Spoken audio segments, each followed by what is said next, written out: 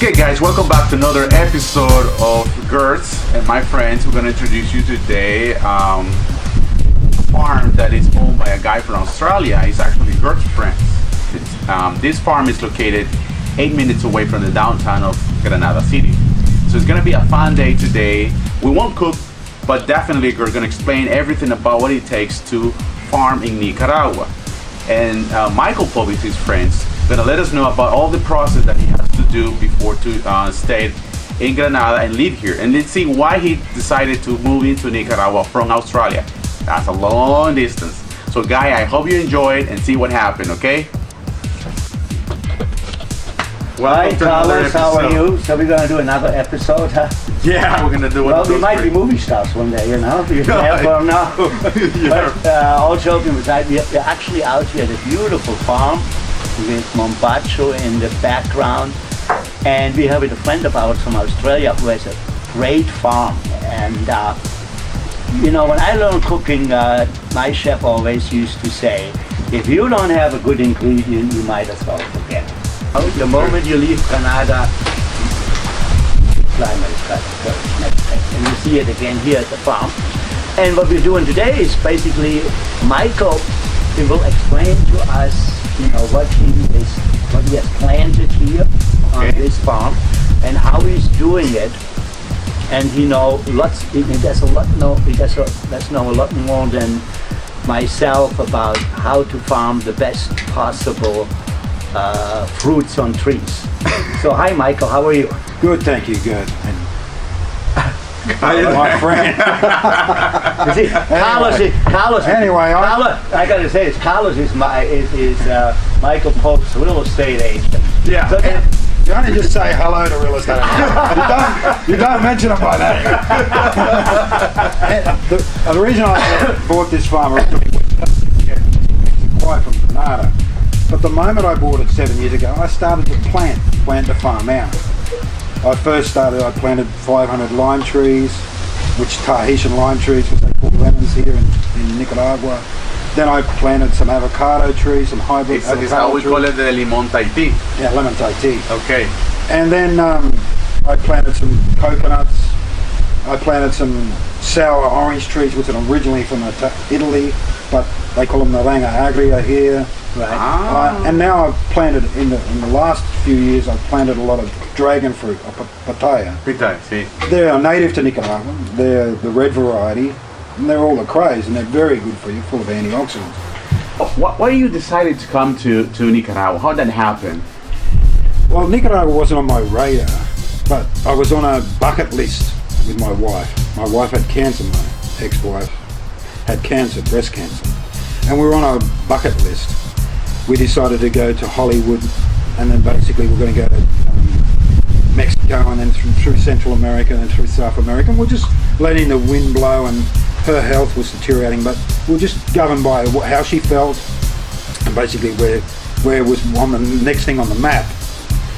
Anyway, we went to Mexico, we had a look around, and I was looking for the next place to go, and I saw a house on your website, a colonial home. Finally, somebody that I sold a property, not to you. A colonial. That's why you're still friends. You didn't sell it. Wait a minute. You're still my friend. colonial architecture. I'm a builder. I've been a builder for. Is your head in the way? Oh. You're interested in what I'm saying. He wants to be in the camera. Ski jump. Anyhow, so you were a builder. Now, I love the architecture, and myself and my wife, we used to build houses in Australia together. She was an interior designer. So we come and we stayed in a house, a colonial house. And we loved it so much. I'd love to buy a block of land here and build a house like this. So we did. We bought a block of land. Unfortunately, our health deteriorated. We went back to Australia. She passed away, which was sad. But I had a block of land in Nicaragua, and I was by myself. And I had a farm in Australia.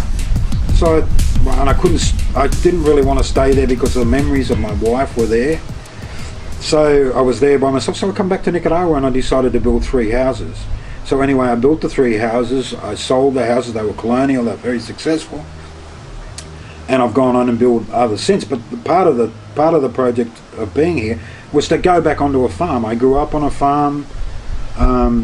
You know, we were always on a cattle farm and a sheep farm in Australia. But my idea was to grow something. I wanted to grow something, and really in one way it was just to grow something for myself. But then I thought, no, I've got 10 acres, and the water here I have is beautiful. It virtually comes from the lake, which we pass on our way back out here. So my idea was to basically just plant some stuff and see what happens. And then I started planting stuff, and I'm not really what you consider to be a gardener, but I'm very much interested in nature.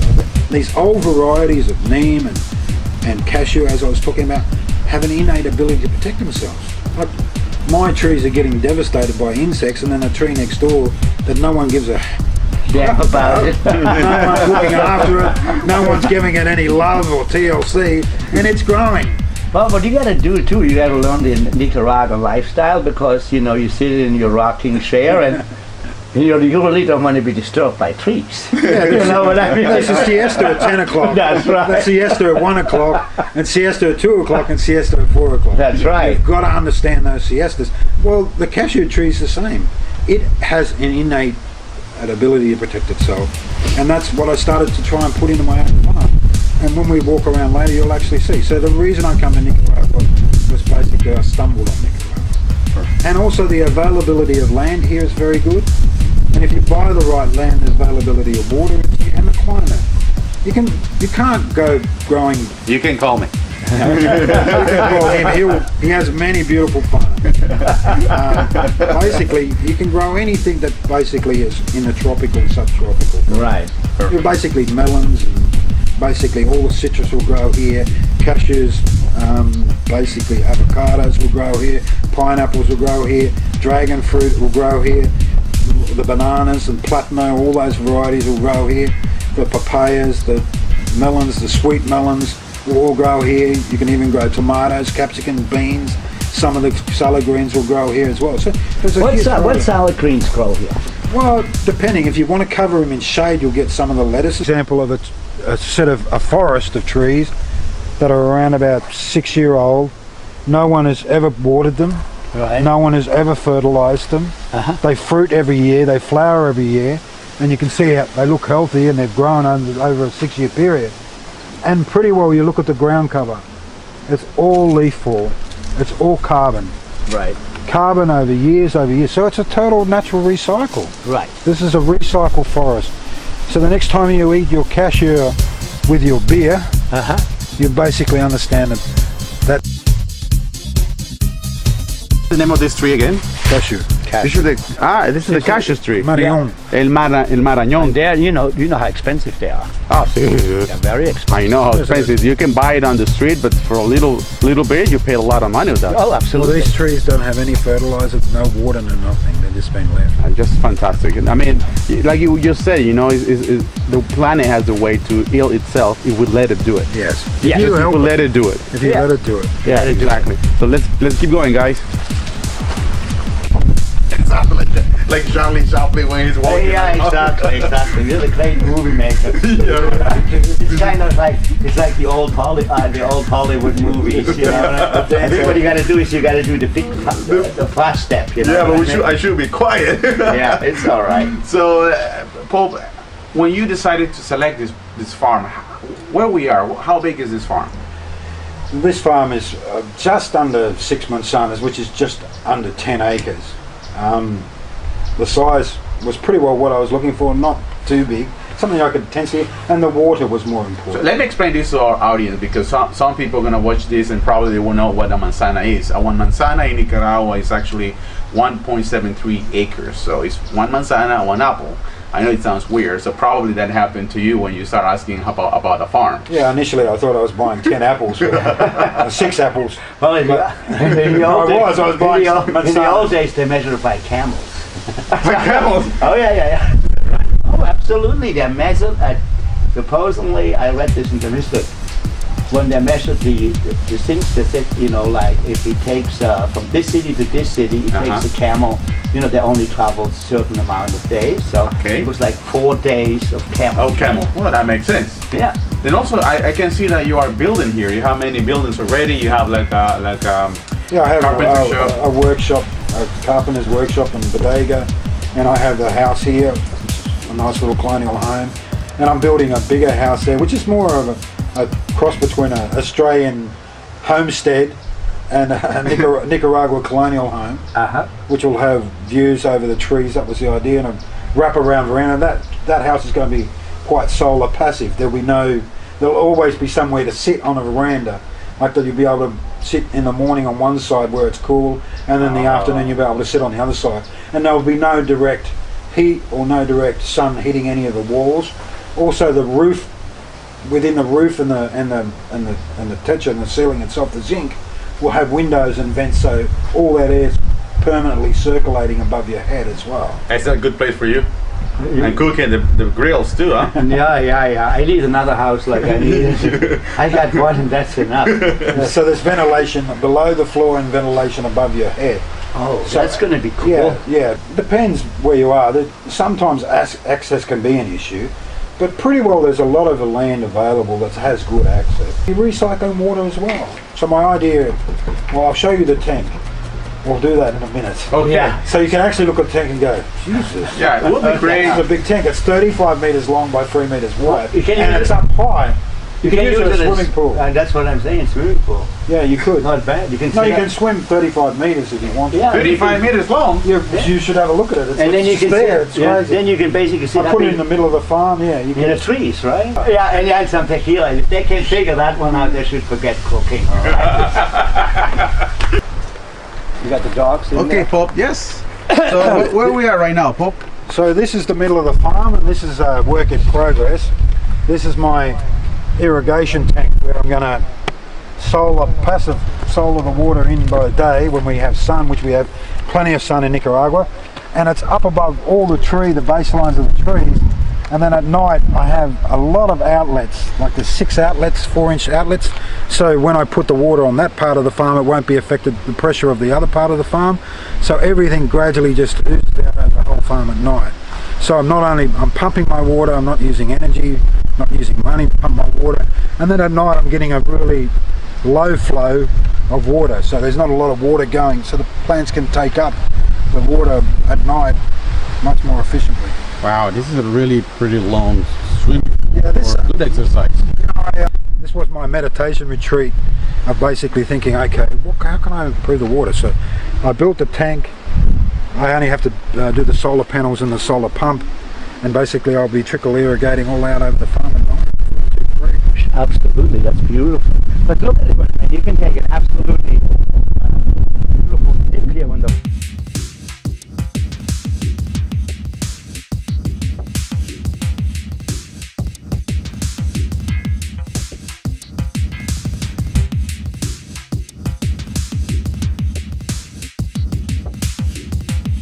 If you realize it's like solar panels, right. and basically they make photosynthesis and they make sugar, but they also lose water from their leaves.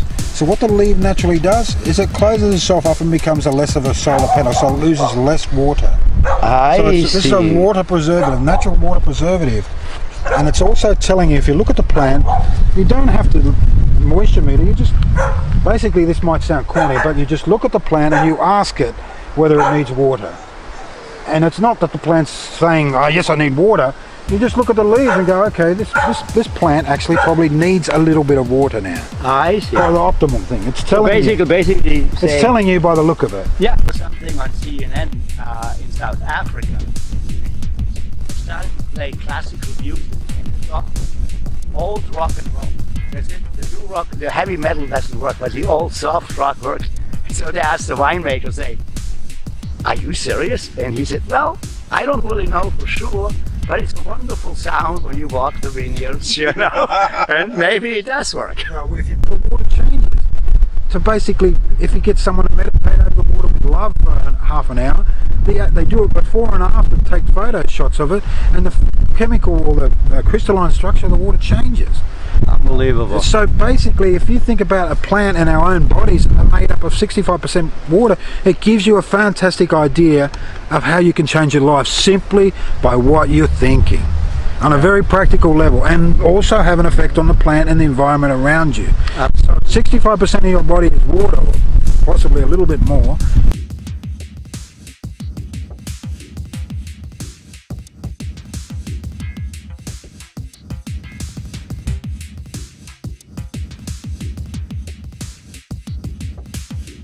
And your body is has a shortage of negative ions. So basically connecting, that's why when you take your shoes off on the beach, what you were just saying a minute ago, and you walk on the beach, it's a subtle feeling. Exactly. You don't really know. You don't really know you're feeling it, but if you stopped and really thought about it, you actually start to feel a little bit more connected. Oh, absolutely. Because it makes you just feel comfortable. Yeah, you know, you that's crushing the waves or whatever. Yeah, and your feet are in the sand. Yeah. The water's lapping over your feet. That is a genuine feeling.